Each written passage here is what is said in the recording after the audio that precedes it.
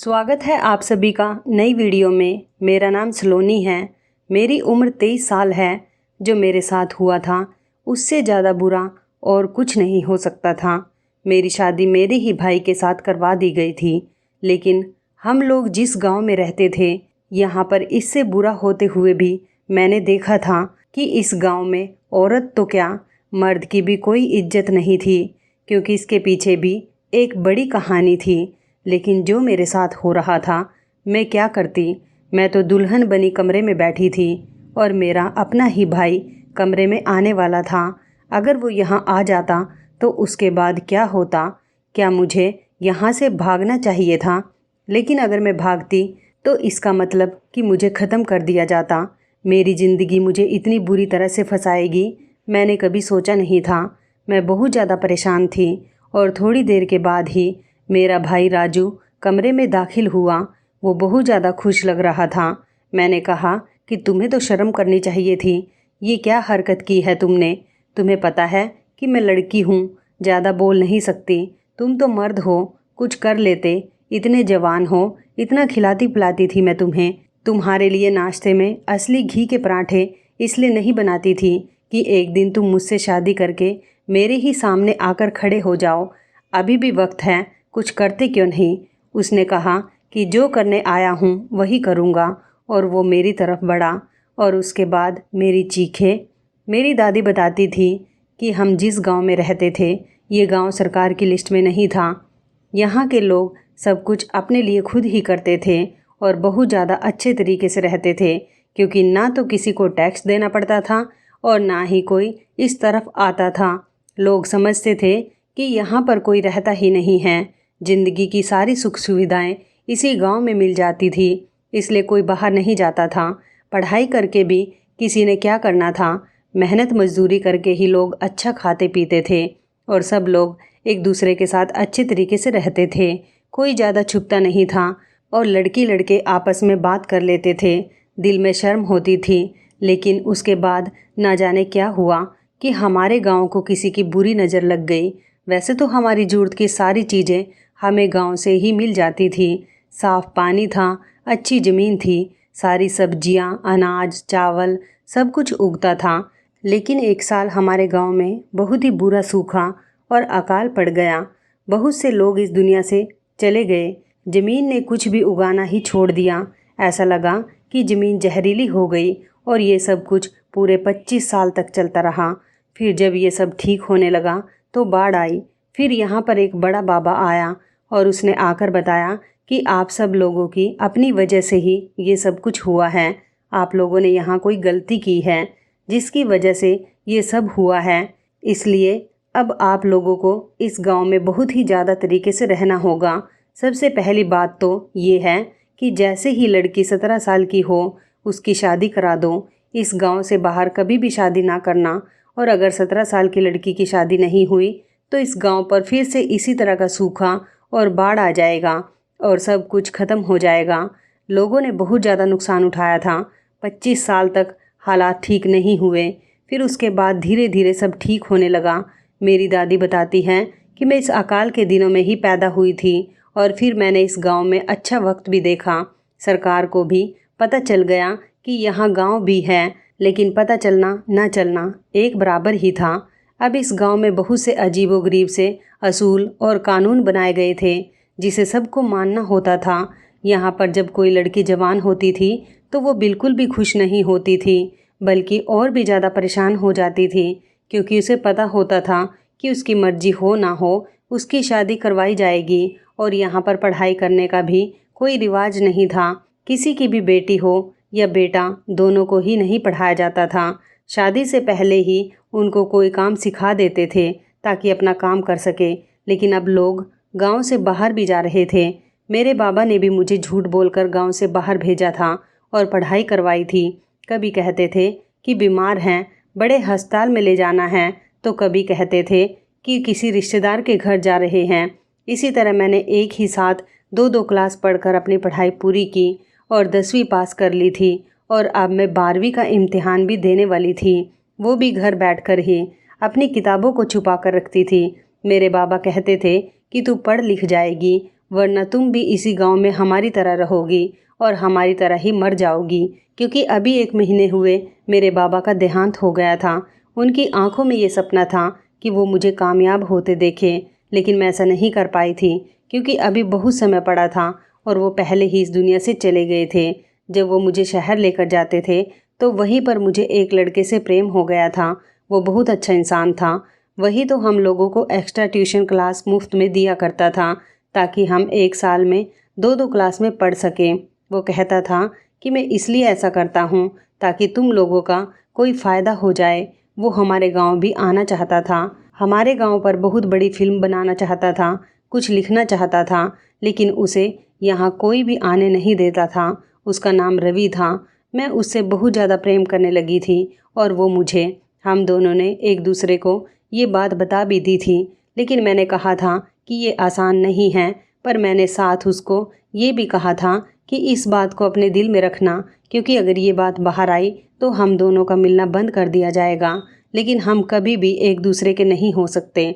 बाबा जिंदा थे तो मुझे कोई ना कोई बहाना करके शहर ले जाते थे, लेकिन अब वही इस दुनिया से चले गए और मेरा साथ देने वाला कोई भी नहीं था। मेरे छोटे भाई थे, लेकिन वो बहुत छोटे थे। मेरी शादी की उम्र होने वाली थी। मेरी माँ बड़ी परेशान थी। उन्होंने कहा कि तेरे जोड़ का तो फ़िलहाल पूरे गांव में कोई नहीं है, फिर तेरी शादी किससे करवाएंगे? क्योंकि इससे पहले मेरी एक बड़ी बहन की शादी हुई थी, लेकिन उसके जोड़े का एक लड़का था जो किस्मत से बहुत अच्छा था। उसकी तो किस्मत अच्छी थी, लेकिन मेरी किस्मत बहुत ज़्यादा बुरी तरफ जा रही थी। गांव वाले खुद ही तय करते थे कि किसकी शादी किससे करवानी है, क्योंकि यहाँ पर शादी इसलिए नहीं करवाई जाती थी कि लड़का लड़की एक साथ खुश रहें, अपना घर बसाएं। यहाँ पर शादी इसलिए करवाई जाती थी कि बस जल्दी जल्दी शादी हो जाए, नहीं तो गांव वालों को कोई मुसीबत आ जाएगी, कोई आपत्ति आ जाएगी। इसलिए यहाँ शादी कराई जाती थी। और फिर ये तो आप भी अच्छी तरह समझते होंगे कि जब इस तरह से शादी करवाई जाती है तो कोई भी कुछ देखता नहीं है, बस शादी कर दी जाती है। लेकिन अब मेरे जोड़ का पूरे गांव में कोई नहीं था, क्योंकि लोग यहाँ से भागने की कोशिश कर रहे थे। बहुत से लोग यहाँ से भाग भी गए थे, कामयाब भी हो गए थे। लेकिन कुछ लोग जो यहाँ से भागने में सफल नहीं हुए थे, उन्हें अपनी ज़िंदगी की भेंट चढ़ानी पड़ी थी, क्योंकि जो इस गांव का करता धरता था वो बहुत ही ज़्यादा जालिम आदमी था। उसका नाम कुमार था। उसका पहले नाम क्या था ये कोई भी नहीं जानता था, सब उसे कुमार साहब कहते थे। और उसी ने मेरी माँ को अपने पास बुलाया और कहा कि तुम्हारी बेटी 3 महीने बाद 17 साल की होने वाली है, लेकिन इस गांव में उसके जोड़ का कोई रिश्ता नहीं है, इसलिए अब वो हमारे लिए एक आपत्ति बन गई है। अगर उसकी शादी नहीं हुई तो क्या होगा? छोटे बच्चे से तो उसकी शादी करवा नहीं सकते और उसकी उम्र का कोई भी मर्द नहीं है। सबकी शादियां हो चुकी हैं। अब तुम बताओगी क्या करें? 2 रास्ते हैं, या तो उसकी शादी करवा दी जाए, किसी न किसी के साथ उसको जोड़ दिया जाए, या फिर हमें उसको इस दुनिया से ही भेजना होगा। मेरी माँ ने जब ये बात नहीं मानी तो वो बहुत ज़्यादा परेशान हो गई, रोने लगी और उनके पाँव पकड़कर कहने लगी कि इसमें मेरी बेटी का क्या कसूर है? कुछ तो करें आप। अगर उसके जोड़े का कोई मर्द नहीं है तो इसमें हमारी क्या गलती है? ये तो बहुत बुरा होगा कि आप मेरी बेटी को सिर्फ इसलिए इस दुनिया से भेज देंगे कि उसके जोड़ का यहाँ कोई मर्द नहीं है। इसमें हमारी तो कोई गलती नहीं है ना। उन्होंने कहा कि गलती तो पूरे गांव की नहीं है, लेकिन तुम्हारी बेटी की वजह से अगर पूरे गांव पर कोई आपत्ति आ गई तो क्या तुम्हारी बेटी सबको बचाती फिरेगी? अब तुम्हें खुद ही कुछ सोचना होगा।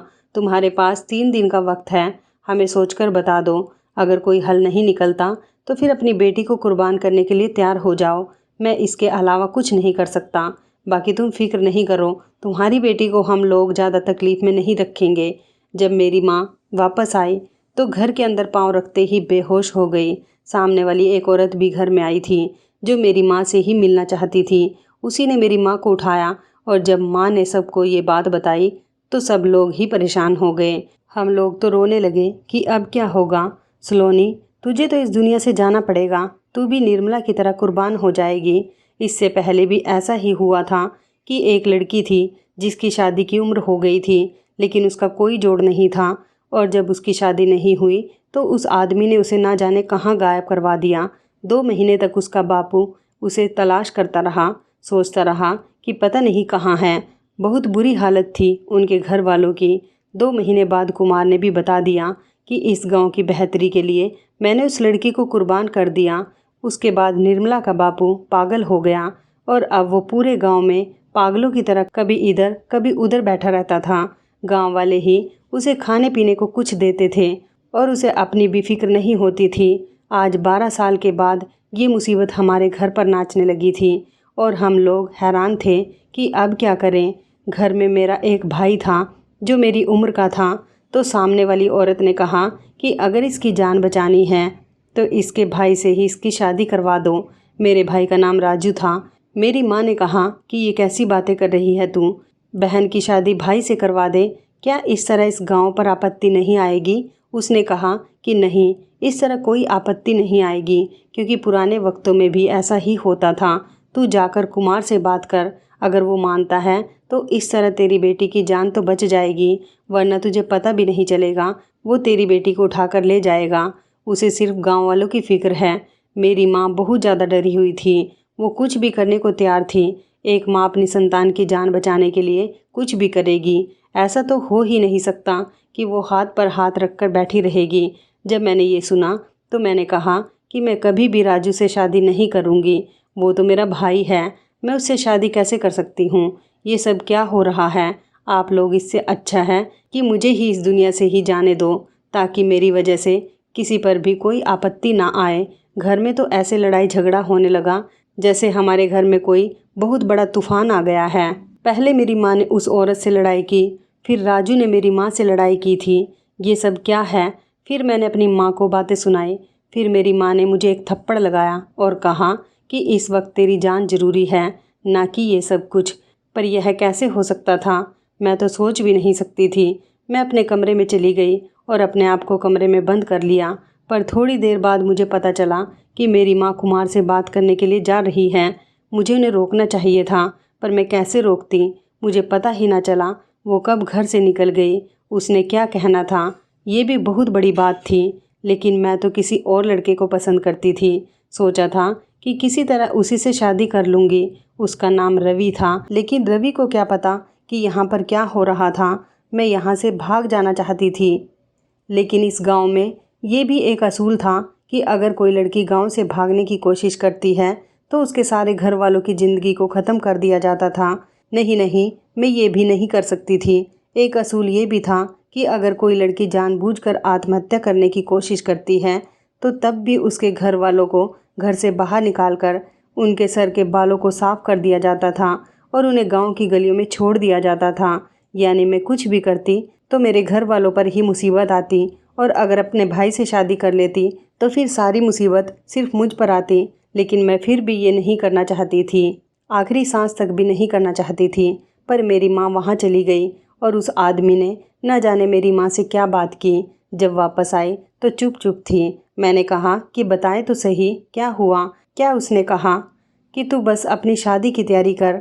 वो इस बात के लिए मान गया है क्योंकि वो यही चाहता है कि लड़की की शादी होना ज़रूरी है। यह कहीं नहीं लिखा कि किससे उसकी शादी करवा रहे हैं, बस शादी के बारे में बताया गया है। तुम क्या चाहती हो कि तेरी वजह से सारे गांव वालों पर कोई मुसीबत आए? छोटे छोटे बच्चे हैं लोगों के। मैं आगे बढ़ी और मैंने कहा कि मैं बच्ची नहीं हूँ, आपकी बेटी नहीं हूँ। आपने जन्म दिया है, किसने इजाज़त दी कि आप मुझे कुर्बान करें? मेरी माँ ने कहा कि मैं तेरी और कोई बात नहीं सुनूंगी, तू चुप कर जा। मैंने कहा कि और आपका बेटा राजू, वो मान जाएगा? मेरी माँ ने कहा कि मैं उसको मना लूँगी। इससे पहले कि मेरी माँ राजू के पास जाती, मैं खुद ही राजू के पास चली गई और मैंने कहा, क्या दिमाग ख़राब है तुम्हारा? पागल तो नहीं हो गए हो तुम? जो शादी करोगे मुझसे, वो आगे से कुछ बोल नहीं रहा था। मुझे उसकी खामोशी से डर लग रहा था, क्योंकि कहते हैं कि खामोशी का मतलब हाँ होता है। मैंने कहा कि बोलते क्यों नहीं? मैंने हाथ में करीब पड़ी एक प्लेट उठा ली और कहा कि इस थाली से तुम्हें सीधा कर दूंगी, बताओ मुझे क्यों नहीं बोल रहे? उसने बस इतना कहा कि जो माँ कहेगी मैं वही करूँगा, और ये सुनकर वह प्लेट मेरे हाथ से गिर गई। मैं उल्टे कदम वहाँ से चली गई और उसे ऐसे देखने लगी कि जैसे मैंने अपनी ज़िंदगी में आने वाली सभी मुसीबतों को अभी से ही देख लिया है। क्या मतलब था उसका? क्या वो ये बात मान लेगा? क्योंकि मेरी माँ तो पहले ही यही चाहती थी। इसका मतलब कि उसकी तरफ से भी हाँ थी। मैं क्या करती? मुझे रवि को किसी तरह से फ़ोन करना था, पर मेरे पास फ़ोन नहीं था। यहाँ पर जवान लड़कियों को फ़ोन रखने की इजाज़त नहीं थी।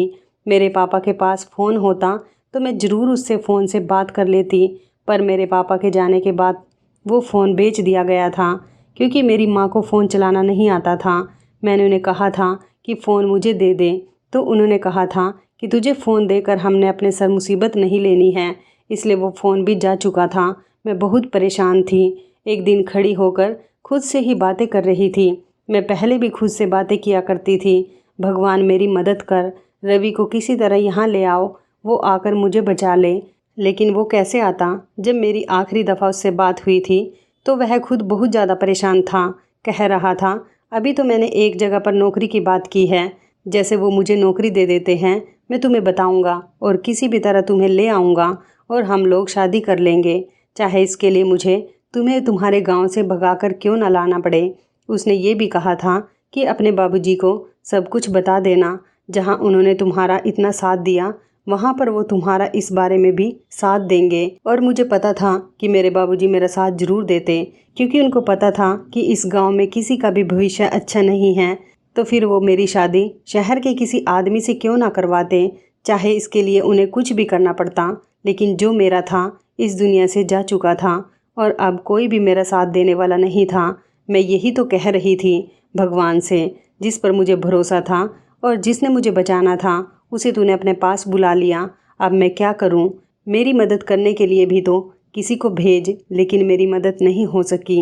मेरी शादी की तारीख भी रख दी गई थी। मैं हैरान थी कि ये सब कुछ वाकई हो रहा था। अजीब सा दिमाग हो गया था मेरा, जैसे कहते हैं कि दिमाग बंद हो गया है। मेरे साथ भी ऐसा ही हुआ था। कोई औरत मुझे पकड़ के खड़ा करती थी तो मैं फेरे लेने लगती। किसी ने मुझसे कहा कि सर आगे करो, तो मैंने वरमाला पहन ली। और फिर किसी ने मेरी मांग में सिंदूर लगा दिया, मंगलसूत्र पहना दिया। ये सब कुछ कैसे होता रहा मुझे याद भी नहीं है। मेरी आंखों के सामने कुछ था ही नहीं, सिर्फ अंधेरा था, क्योंकि मैं बहुत ज़्यादा परेशान थी। और जब कोई इंसान किसी सदमे में चला जाता है तो फिर उसकी हालत ऐसी ही होती है। जैसे जिन लोगों के ऊपर कोई ऐसा वक्त गुजरा होगा वो ज़रूर समझ रहे होंगे कि मेरे साथ उस समय क्या हो रहा था और मैं क्या सोच रही थी, क्या महसूस कर रही थी। मुझे अब भी सिर्फ रवि का ही ख्याल आ रहा था, लेकिन अब क्या हो सकता था? अब तो शादी हो चुकी थी। शादी की रात मैं अपने कमरे में ही बैठी थी, क्योंकि मुझे तो इसी घर में रहना था। जब मेरी माँ कमरे में आई तो उसने कहा कि तेरे लिए बहुत बड़ी खुशखबरी लेकर आई हूँ। और मैंने पत्थर आंखों से उसकी तरफ देखकर कहा कि क्या राजू मर गया है? उसने मेरे मुंह पर थप्पड़ मारा और कहा कि बेशर्म, शादी की रात अपने सुहाग के मरने की प्रार्थना कर रही है। मैंने कहा कि सुहाग नहीं है मेरा वो। मैं बोलने लगी कि वो मेरा कौन है। माँ ने मेरे मुंह पर हाथ रख दिया और कहा कि अब तेरा पति है वो। पति? समझ आई तुझे? और खुशखबरी तेरे लिए लेकर आई थी कि कुमार बहुत खुश हुआ है कि तूने पूरे गांव के लिए इतना बड़ा फैसला किया है, इसलिए उसने तेरे लिए सोने का सेट भेजा है। ठीक से देख, इस सोने के सेट को हम सब बिक भी जाते तो भी ये सेट ना बनवा पाते। मैंने उस सोने के सेट को देखा और उसे एक तरफ फेंक दिया। मेरी माँ शायद फिर से मुझ पर हाथ उठाने लगी थी, लेकिन यह सोचकर रुक गई होगी कि अब तो मैं दुल्हन बनी बैठी हूँ और उसे ऐसा नहीं करना चाहिए। मैंने कहा कि इतना घबराने की ज़रूरत नहीं है, एक थप्पड़ से क्या हो जाएगा? आपने तो मेरी सारी ज़िंदगी को बर्बाद कर दिया, अब आप मुझे थप्पड़ मारते हुए सोच रही हैं। मेरी माँ ने कहा कि जब कुर्बानी दे ही दी है तो फिर उसको निभाना भी सीखो। तुम्हें पता है ना कि तुम्हें क्या करना है। ज़्यादा मासूम बनने की कोशिश ना करना, 2-4 दिन मुश्किल लगेंगे, फिर सब ठीक हो जाएगा। मैं तो हैरान हूँ, मेरी माँ कैसे इतनी जालिम हो सकती थी। वो कमरे से चली गई। मैं बैठी रो रही थी। अब जिसे मेरे कमरे में आना था वो राजू ही था। मैं तो यह सोचकर हैरान थी कि उसको ज़रा भी शर्म नहीं आई और उसने ये सब कुछ किया। इसका मतलब कि वो खुद ऐसा करना चाहता था, लेकिन वो ऐसा क्यों करना चाहता था? ऐसी भी क्या बात थी? वो तो मेरा भाई था। उसके दिल में ऐसी क्या बात थी कि वो ये सब कुछ करने के लिए तैयार हो गया था? मैंने रोना शुरू कर दिया और मेरी चीखें बाहर तक जा रही थी। बाहर से किसी ने कहा कि ऐसी आवाज़ें तो आएंगी ही, परेशान होने की ज़रूरत नहीं है। मुझे बहुत बुरा लगा और थोड़ी देर के बाद दरवाजे में हलचल की आवाज़ आई। मैंने सोचा कि मैं दुल्हन क्यों बनी बैठी हूँ। मैं उसके लिए क्यों दुल्हन बन के बैठी हूँ। मुझे तो कपड़े बदलने चाहिए थे। लेकिन जैसे ही मैं कपड़े बदलने के लिए जाने लगी, राजू कमरे में आ चुका था। मैंने भी उस पर हल्का हाथ नहीं रखा था। उसने मेरे साथ इतना बुरा किया।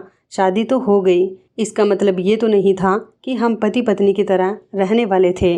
मैंने फ़ौरन कह दिया कि शर्म नहीं आई इस कमरे में आते हुए, कहीं जाकर डूब मर जाता तो ज़्यादा अच्छा होता। उसने कहा कि मेरी बात को सुनो, क्यों पागल हो रही हो। मैं फिर से चिल्लाने लगी और मैंने कहा, हाँ मैं पागल हो गई हूँ, मैं वाकई पागल हो गई हूँ। अगर तू मेरे करीब आया तो मैं तुम्हें ख़त्म कर दूँगी।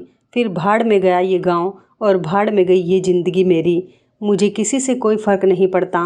वो मेरी इस बात पर हंसने लगा तो मुझे और गुस्सा आने लगा। क्यों हंस रहा था वो? क्या मेरी हालत पर हंस रहा था? क्या मेरी बेबसी पर हंस रहा था? या सोचकर हंस रहा था कि आज मैं किस जगह खड़ी थी और कितनी बड़ी मुसीबत में फंस चुकी थी। उसने कहा कि गांव वालों को तुमने बचा लिया है, अब वो सब मामला तो ख़त्म हो गया, लेकिन अब मैं तुम्हें बचाना चाहता हूँ।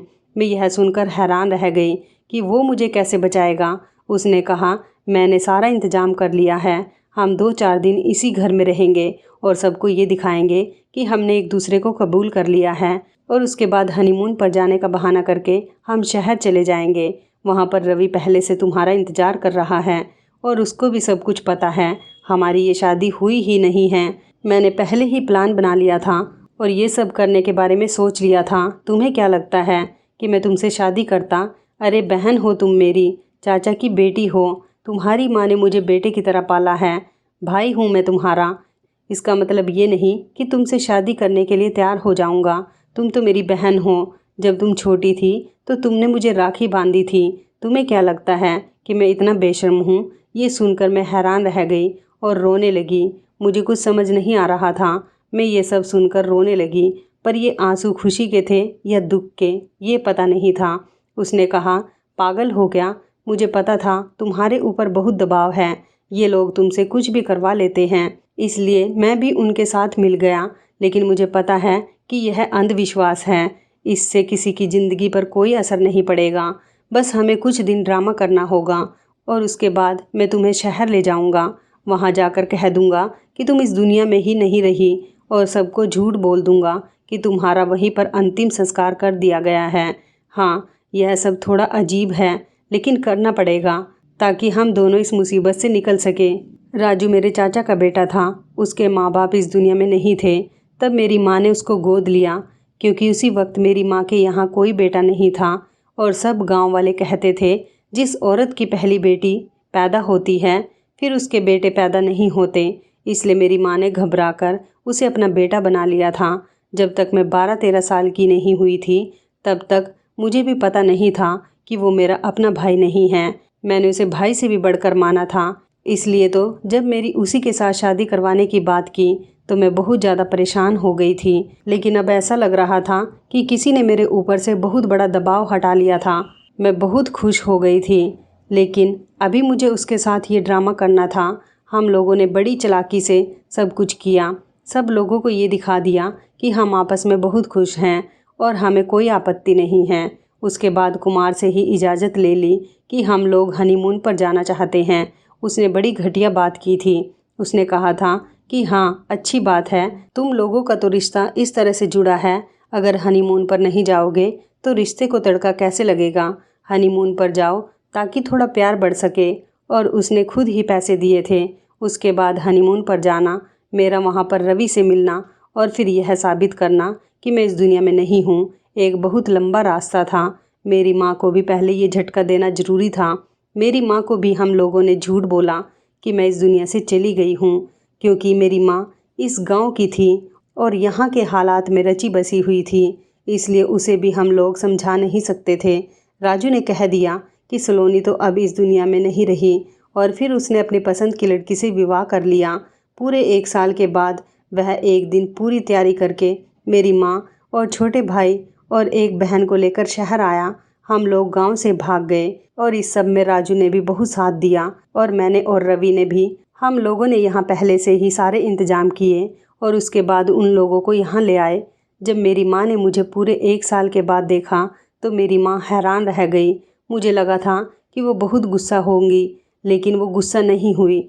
उसने कहा कि तुमने बिल्कुल ठीक किया। शायद उस समय मैं तुम्हारी बात समझ नहीं पाती, लेकिन उस दिन अगर वाकई तुम्हारी शादी राजू से नहीं होती तो भी उसे गांव में कोई आपत्ति नहीं थी। तो इसका मतलब केवल सब कुछ झूठ था। तुमने बहुत अच्छा किया और मैं खुश हूँ कि अब तुम्हारी वजह से तुम्हारी छोटी बहन के साथ ऐसा कुछ नहीं होगा। हमने उसे यहाँ पर स्कूल में डाल दिया था कि वो पढ़ाई कर सके, थोड़ा बहुत पढ़ लिख जाए। अब मेरी माँ भी उसी गली में रहती है जहाँ मैं रहती हूँ। राजू ने वहाँ घर बना दिया। उसकी पत्नी भी बहुत अच्छी है। हम लोगों में आना जाना भी रहता है और दिल में खुशी भी रहती है कि मेरी माँ भी मेरे साथ है और बिल्कुल सुरक्षित है। यह खुशी बहुत बड़ी है।